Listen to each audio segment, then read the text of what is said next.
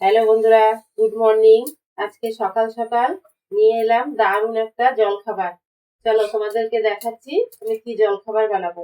এই দেখো, এখানে হচ্ছে আলুর পুর করে নিয়েছি। আর এই যে আটাটাকে আমি ভালো করে মেখে এই যে সুন্দর একটা ছোট্ট করে একটা রুটি বানিয়ে নিতাম। এই দেখো, এবার আমি এর মধ্যে এই আলুর পুরটা দিয়ে দিচ্ছি। আলুর পুরটা দিয়ে খুব ভালো করে কিন্তু মুখটা মেরে দিতে হবে, তা নাহলে খুলে গেলে আলুটা কিন্তু বেরিয়ে যাবে।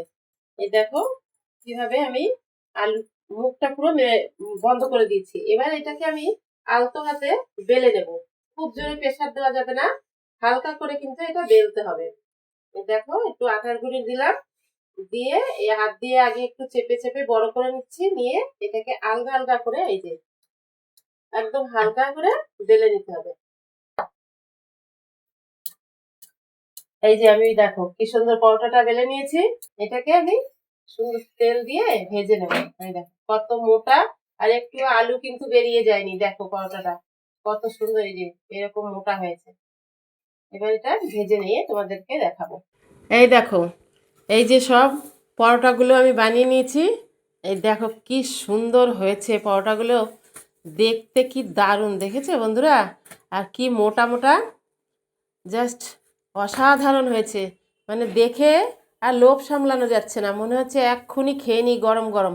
একটা পরোটা খেলেই একদম পেট ভরে যাবে, আলুর পুর ভর্তি একদম। দেখেছো তো?